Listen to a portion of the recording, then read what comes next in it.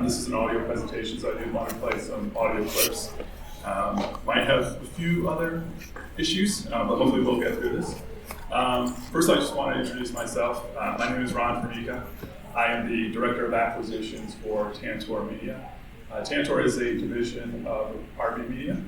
RB Media is one of the largest, actually it's the largest independent audio publisher in the world. I've been with Tantor for 17 years. And during that time, I've seen a whole bunch of changes in the audio industry. Start with just a little bit of background about RB Media. Hopefully, can you all hear me? I'm doing a lot. So just a couple of highlights about RB Media. We are the largest. We have the largest audiobook catalog in the industry with over 60,000 titles across all of our imprints. We have 12 audio imprints, and we're publishing over 7,500 titles each year. That's more than the big five publishers combined. We publish audio, obviously, in English. That is our main focus, but we also publish in Spanish, German, and French. We have a wide collection of genres that we produce, and we do pretty much anything.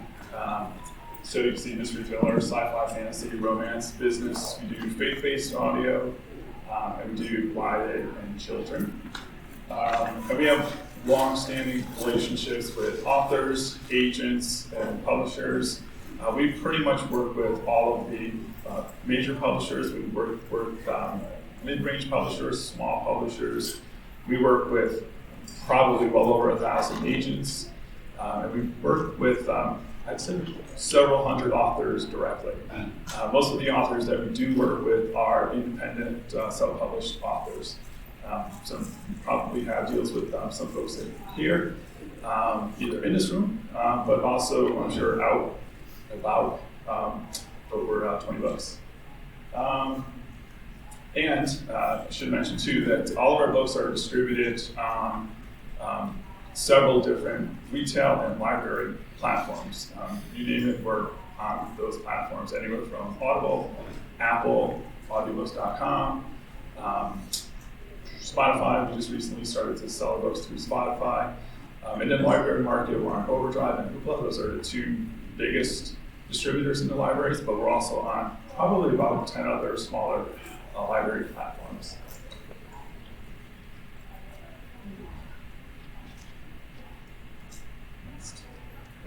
A little bit about our production capabilities. We do have a studio in New York. The studio in New York is actually the Recorded Books studio. And the studio in Connecticut is the Tantor Media studio. We have 6 booths at the Connecticut offices. So the Connecticut offices of Tantor Media are located in Old Saybrook, Connecticut. So we have narrators coming in very often to record their books at our offices. But most of the time, we have authors that are coming to our office to do their recordings. Most of the narrators that work for us do have home studios, and so, like most other audio publishers, so much of it is done outside of those offices. They're done in home studios. We do have a team of well over 100 audio production professionals producing 7,500 titles for us, and that's across the Recorded Books imprint and the Tantor imprint. I should explain a little bit about how this works. With Tantor Media, we actually produce the audio for 4 other imprints of Recorded Books. So we handle the High Ridge audio, we handle the Ascent audio, we handle Christian audio, we handle Raw Hill Ascent audio, Calorama audio as well, and Tantor. The Recorded Books studios are primarily used for Recorded Books titles, and they handle all of their own production at Recorded Books. We have a really skilled casting, directing, and engineering team that makes our products one of the best products that's out there available in audio. I should have probably changed this, but we now have close to 600 narrators that work for us. They're all professionally trained narrators, but they also do voiceover work. They're actors as well. They work for probably just about all of the other audio publishers that are out there here today. Anywhere from really big names, well-known narrators, they will work for us. They'll work for Recorded Books or for Tantor Media. And we want we've won a lot of awards over the years across all of our imprints, across the 12 imprints that our media handles. Maybe for audio awards, and for those of you who don't know what an audio award is, that's actually the equivalent of an Oscar. So that is a lot of awards win over 3 years. And we've had, you see, New York Times bestsellers, Pulitzer Prize winners. A lot of our books have been part of book club selections.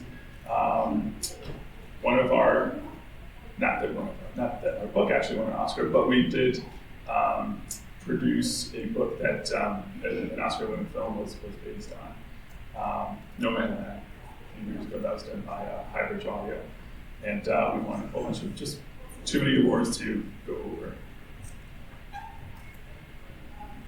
So let's talk a little bit about our imprints. So Recorded Books is the flagship imprint. That was really where RV Media started. Recorded Books started in 1979. And so they've been around for 43 years. So they have a really deep catalog of titles that really, we still have some books that were licensed back in the 80s that we are still producing, still distributing and selling. Tantor Audio, so as I mentioned, that is the company I work with. We've been around for about 21 years. We started in 2001.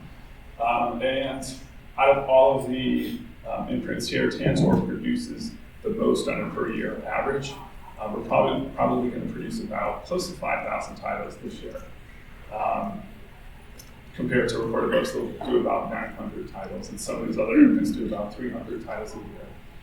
Hybrid Audio is another company that Recorded Books bought. They bought them about a year before they bought us. But Hybrid has been around since the late 80s. Their origins come from Minnesota Public Radio and NPR. That's how they started, and they started to do licensing of audio rights.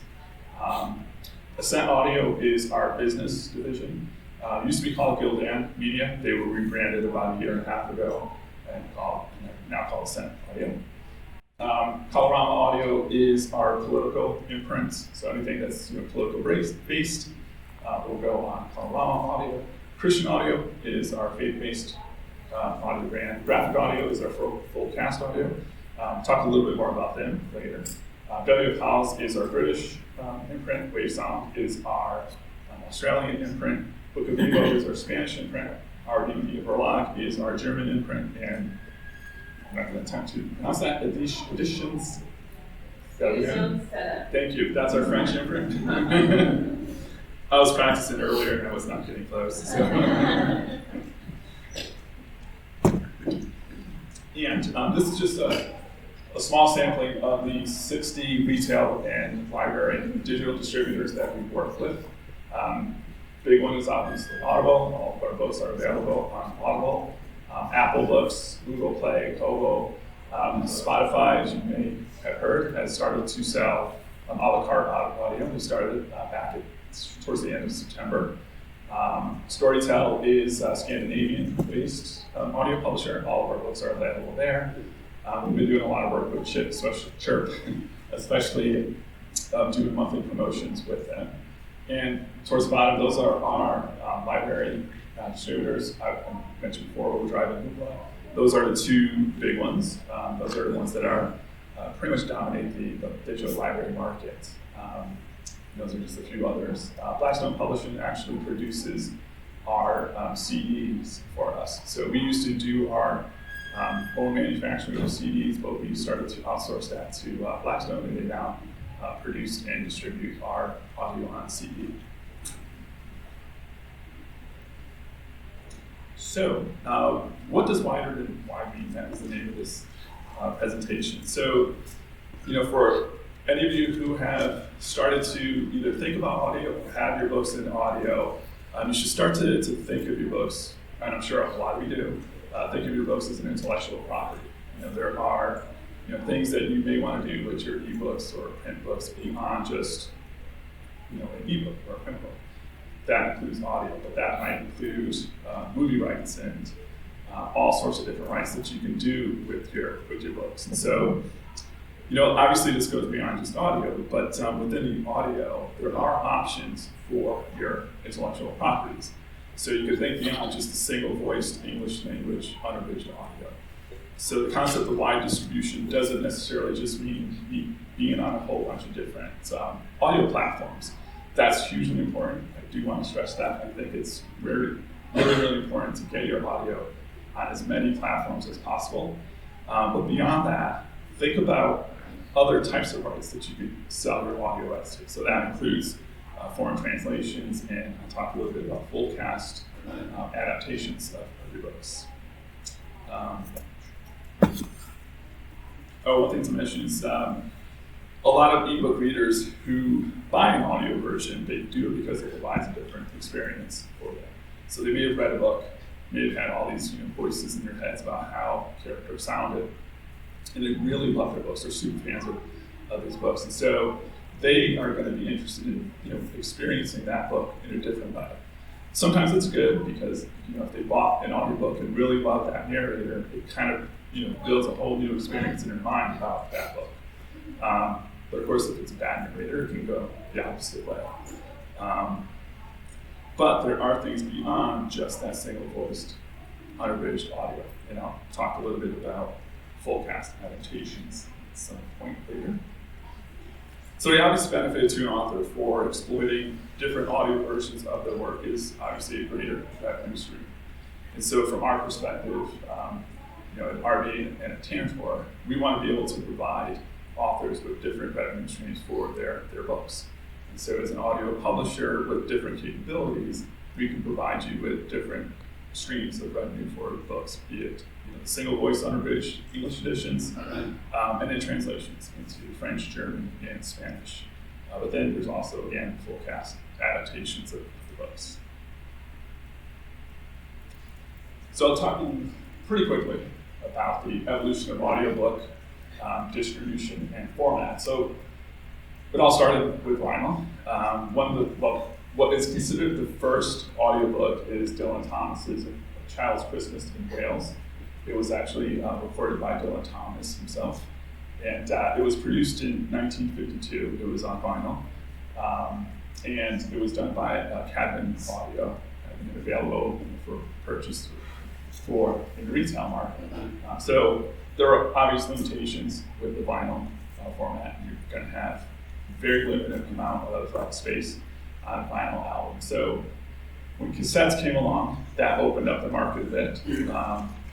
Most books were still abridged at that point because you could only fit so much. To make a 12 or 13 hour audiobook, that would still be probably about 10 cassettes, and the packaging was a little bit cumbersome. So it wasn't really until CDs came out that things really started to take off in audio, where the unabridged format became the preferred format for audio. The packaging was a lot smaller, you could fit a lot more audio on CDs. CDs then moved on to MP3 CDs, and that was, at one point, that was thought of as being sort of the next big wave for audio, because you could fit about 12 and a half hours of audio on an MP3 CD. So if you're driving in your car, you could just throw that one CD in your car, and you don't have to worry about possibly getting into an accident trying to switch CD when that first CD ended. But what really revolutionized the audiobook industry was digital downloads. And when I started at Tantor in 2005, CDs probably made up about 90% of our business. It's flipped dramatically, where digital downloads probably make up at least 98% of our business now. And that's where audio will land for the foreseeable future.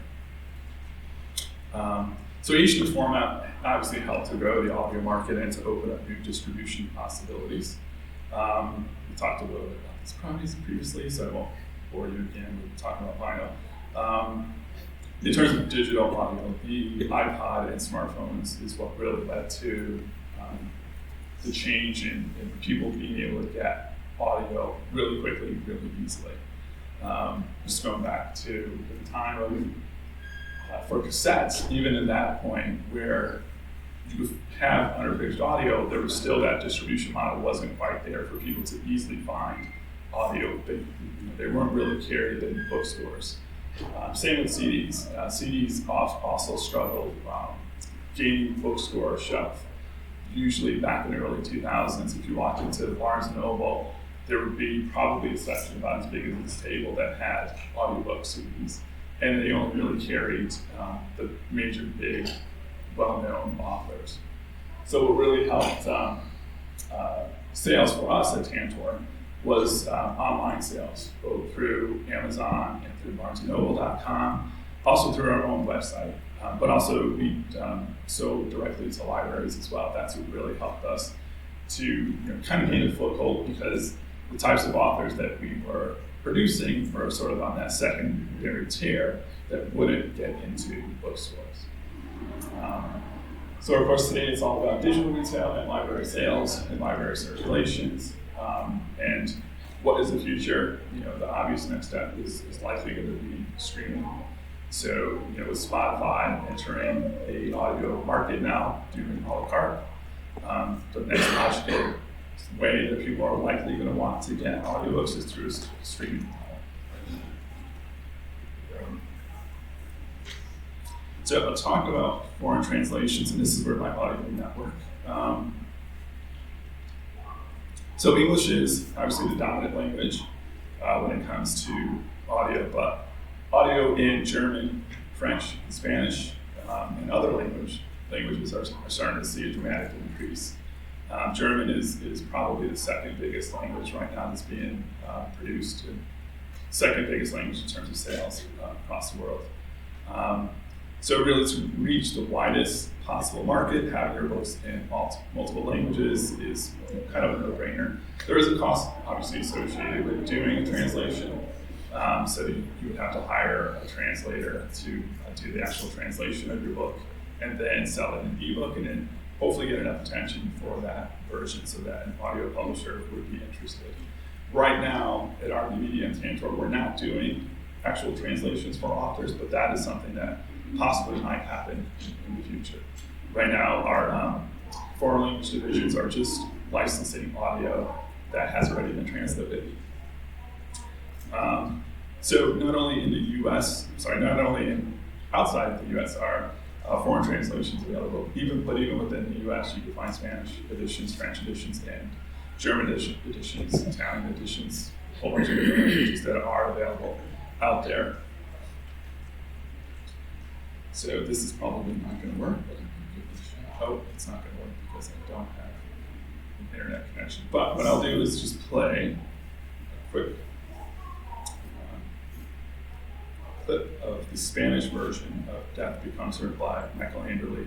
So this is kind of one thing I want to point out too, that if you sold your audio rights to Audible, to Podium, to another publisher, that doesn't limit you to offering foreign translation rights to that publisher. So when you do audio deals, be sure to just keep it a single English language based, because this will give you more options to explore when it comes to foreign translations. So LMBPN actually did the audio version of Death Becomes Her, but the two RB foreign imprints, the Spanish imprint and the German imprint, licensed the Spanish and German rights to the books. So I would have played you a pretty cool English version of the audio. And it's really good to take that word for it. But here's the Spanish version. If I can get my cursor. No sabía qué era. Uno de estos días le iba a dar a Carl el tirón de calzoncillos monumental que siempre se había merecido. Excepto que nunca lo llamaba Bill cuando él estaba cerca. Y luego nunca se acordaba, excepto en momentos como este. Pero uno de estos días, Dios es testigo, este tipo grande estará molesto y le dará un tirón tan grande hasta asegurarse de que Carl tenga que ser removido quirúrgicamente de sus calzoncillos. And German edition, unfortunately I wasn't able to get a clip from our German production team in time for this. So my plan was to actually go to Audible and play the clip, but I'm currently unable to get a Wi-Fi connection in here. But the German version is really good as well. I recommend searching that out on Audible, even if you don't speak German, it's still really cool to listen to.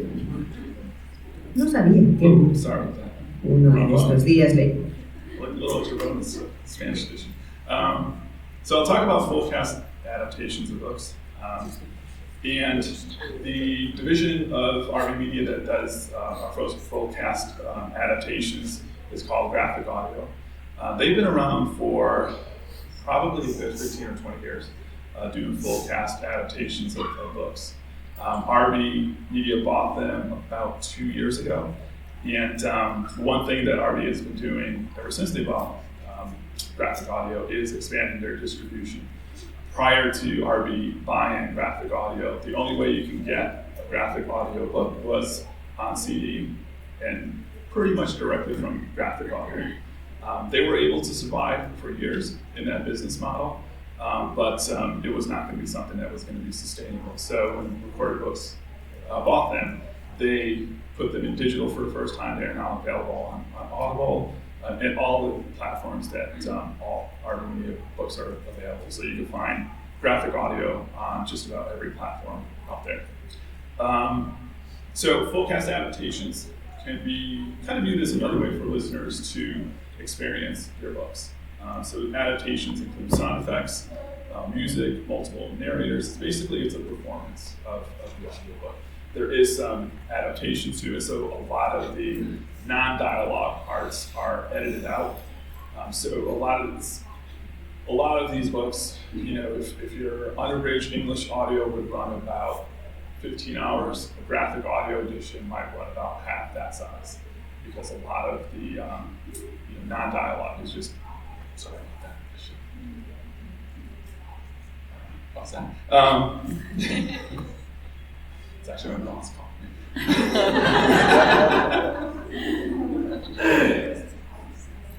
He was flying in at some point today, and I wonder if he's here.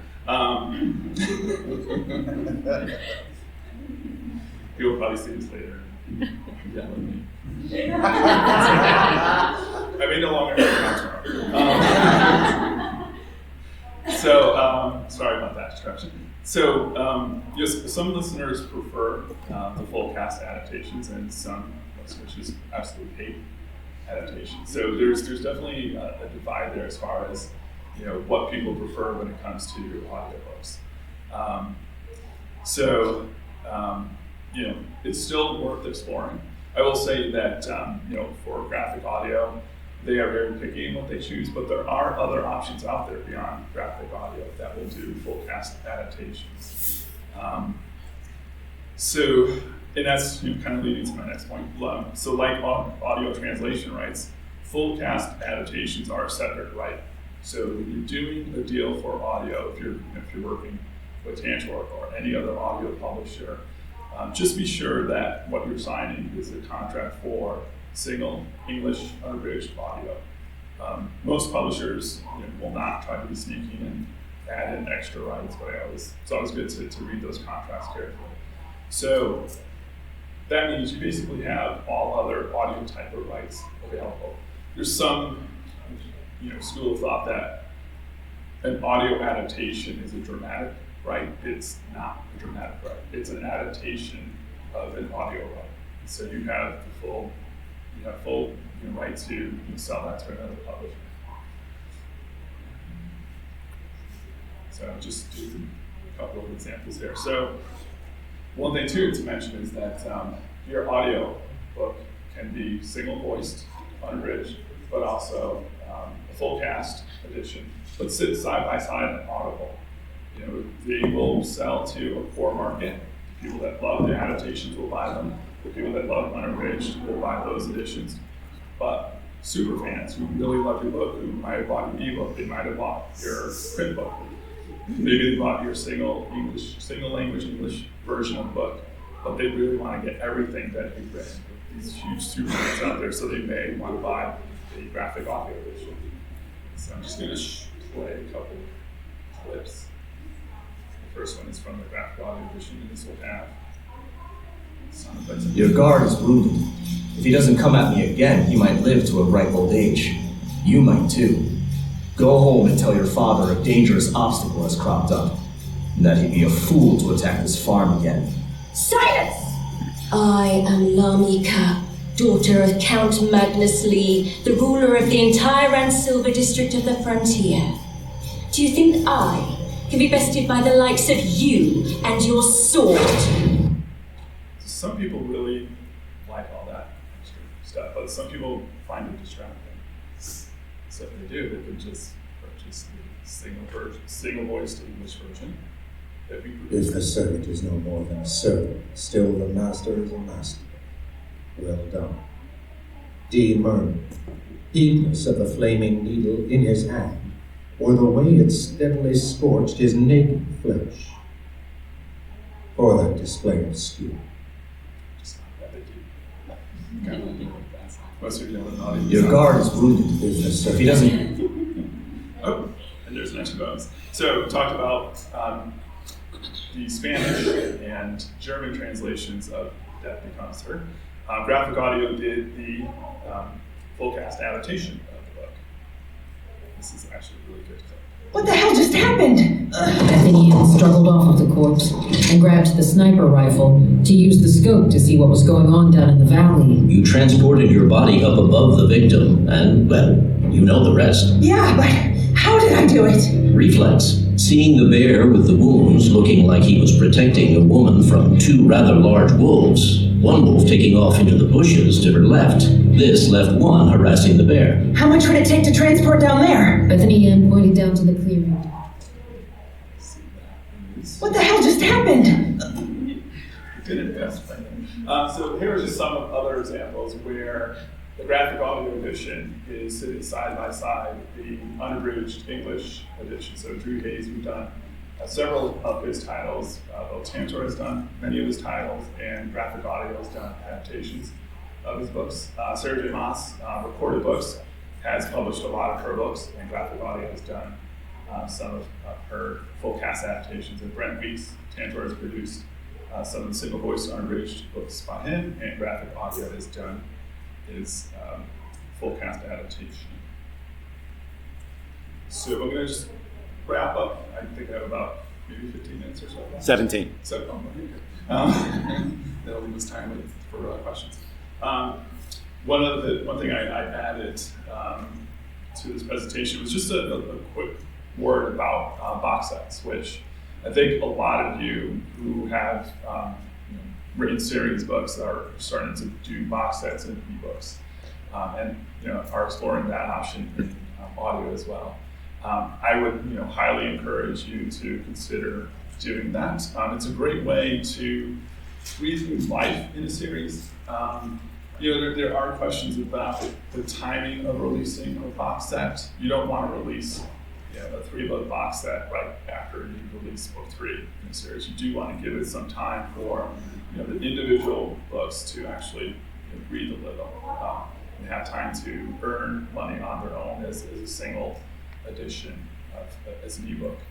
And when it comes to audio, it's the same thing. We tend to do our box sets in 3-book packages, but we also work with authors who maybe they want 4 books to be in a box set or 5 books to be in a box set. So we will work with them and try to get an idea of what they prefer.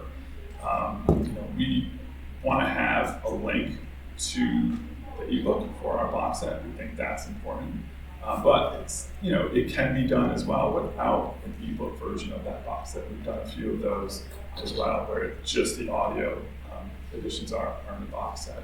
And one of the great things about box sets is that maybe you have written a 9-book series and you moved on to a new series.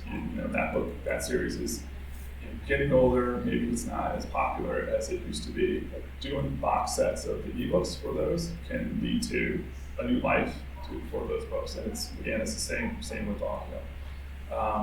One thing that we do often is that if we have a 4 or 5 book series by an author, and the first 3 books are out, and we know that the author is going to be releasing the 4th book in 6 months or so, that might be the perfect time to put those 3 books in a box set audio edition, because those first 3 books will be available shortly before book 4 comes out. And so that might actually lead to my fans picking up a book for it. But it is a tricky thing trying to gauge when is the right time to do a box set. Both, I'm sure, if you've done as an ebook, but also at the same time as an audio, when to actually put them out as a box set. Sure, a lot of you write series. If you do that, I would highly recommend doing box sets. And then if we're doing your audio, let us know if you want us to do a box set, and we could time it for you guys. I think that's it. If you can send the folks to the microphone to ask their questions.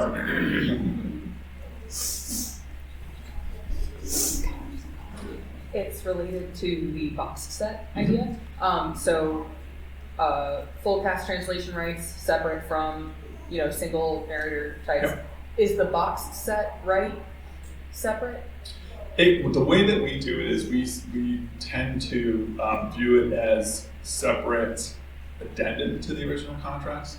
So you wouldn't be able to do a box set version with new audio because we own the audio rights to those first 3 books.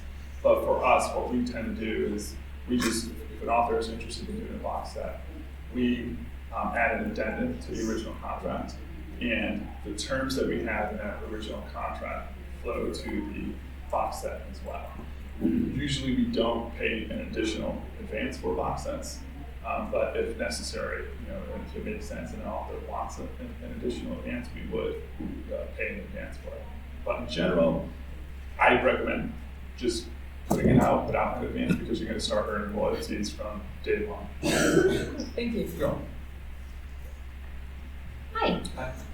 I am excited because my first Tantor book is coming out next week. Oh, nice. And I'm excited. It's going to be a trilogy. So I was wondering, as an author, what can I do to help sell those books outside of what you're doing? Like, as a responsibility, what do we have to aid you in that? What can we do? It's a good question. It's a question that we get asked a lot. I would say, if you have a really strong fan base, if you're really out there on social media, just to start mentioning that there's an audio version coming out. That's key to get the word out there that there's going to be an audio version of your book coming out. What we tend to do when it comes to promotions, we do a lot of social media promotion for our books and for our companies through Facebook, Twitter, Instagram. We're starting to look at TikTok as well. But most of our promotion is directly to our distributors. And so we're out there telling our distributors about upcoming books that we're releasing and that we're excited about, because that getting our distributors excited about our books, that's where we tend to see the biggest jump in sales for us. But whenever you're talking about your books, definitely mention that there's an audio version out there for it. Awesome, thank you. And just to follow up on that, so so we can help, are we, like, for example, if you got a chirp promotion, is the author notified so we can spread the word as well? Okay, Yep. Great. Yeah. Thank you so much. You're welcome. So when you're looking at getting a distributor or a licensor for your audiobook, what qualifications or categories do you think would be best to focus on to help you decide which person, company, or type of distributor or licensor to go after? That's it's a difficult question to answer. I would always encourage people to go with a traditional publisher as opposed to self-publishing. It's one of those things where you don't have to worry about the production of the books. You don't have to worry about the distribution of the books. You're going to get wider distribution in general going with the publisher. As far as what is the best road to go and how we make our decisions, it really depends on the book. We look at every single book that we are considering. There are so many different factors that go into whether or not we're going to license the audio rights to those books. I'd say most of the books that we're doing are backlist titles. They've been out for a while, so they have a track record as an ebook or a print book, and so we do look at those sales and determine whether or not those sales will translate into audio. I don't know if that answered your question. what do you think we should look for in our audiobook distributor or licenser that we choose? So Maybe that's a better word. Yeah. Because there's so many. I talked to all of them. Oh yeah. So I'm like, okay. All different publishers that are here offer different services in a way, but most of the publishers that are here are widely distributed, and so that's the benefit of going with the publisher.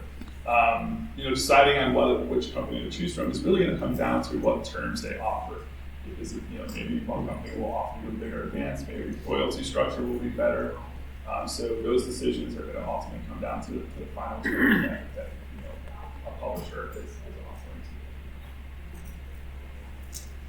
When it comes to promotion, how does Tantor feel about sharing like snippets of the recording process or things like that on social media? As far as that, is that a privacy issue or? No. How do you feel? No, I mean, we actually would encourage it if an author wanted us to send them an audio clip so that they could use to promote their audio on social media.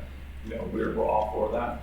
We'll send out audio clips, we'll send out graphics of the art to authors to distribute. A lot of our narrators are actually doing a lot more with TikTok and Discord. And so while they're recording books, they come to us and say, hey, is it okay if I put this on my TikTok page if you record this book?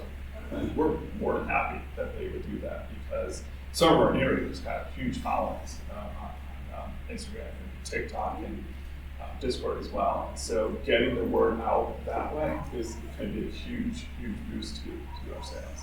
So we're always very happy to share audio clips and graphics of our covers for promotion. Hello. Hi. So I actually spoke with the ACX guys here yesterday about doing the side-by-side single narrator version and the full cast version.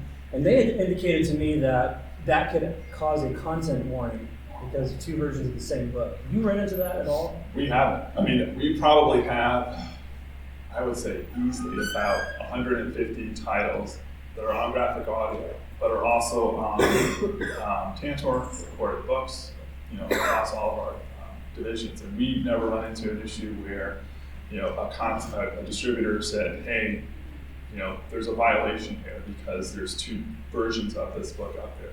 They're not the same book. It's the difference between an unabridged versus abridged edition. So when we license titles, we also license the abridged rights for our books too. But if we didn't, and somebody wanted to do an abridgment, they're free to do that because we don't own those rights. And so an audio adaptation of the book, to our mind, is a separate right from unabridged audio. Okay, and then also, you can only link one version of an audiobook to your original title on Amazon. So do you recommend the full cast versus the single narrator, or how do you guys handle that? I would recommend the unabridged edition because what's going to end up happening is when you go to the unabridged edition on Amazon, click on that and it'll eventually lead you to Audible. There might be a listing for the full cast edition. As great as full cast audio is, it's still growing in terms of recognition out there in the audience. So you definitely want to have the unabridged English edition linked because that is going to bring you more customers. That's what more people are looking for in an audiobook. So if you link to the full cast edition, those people that aren't fans of those books will maybe just think there isn't an unabridged edition. They may just turn away from buying the audio. Hi, how would you recommend finding out what translations are better for your genre? So certain genres are better in French or German, for instance? That's a good question. That would probably be a good question for my colleagues at the foreign imprints of the division. Really, I mean, when it comes to translations, as far as making that decision, as far as what to pay for a translation, it's all about deciding who you think your fans might be. Are you selling well in English in other countries? Maybe they will want that Spanish edition. If it's selling well in English and Spanish, maybe there's a Spanish market for the book. So it's as far as like assistant for determining which is the best way, which is the best language to translate your book, it's really difficult to say. A lot of it would be, what is the bigger markets for just different languages in general. So German, Spanish, and French are certainly the three next levels in terms of the number of books that are published in those languages where you might get the best bang for your buck. Would you work with an outside production company to actually go ahead and distribute like a full cast audio production? Probably not. We tend to like to do all of the, on the graphic audio side, they do want to do all the production work on their own. They have a very specific method for how they adapt books. And so they do have input from the authors, but they'd rather be the ones that are in full control of that aspect of production, because they want to make sure that if there's music being used in a book, that it is free to use in an audiobook, so that we don't get caught down the line if somebody put a snippet of a book that is not royalty free. Right. So they want to have more control over those productions. When it comes to unabridged audio, if an author has recorded their book on their own, and we're thinking about going self-published, but are now considering working with a publisher, we would buy those masters from the author. Any other questions? Well, thank you all. Thank you.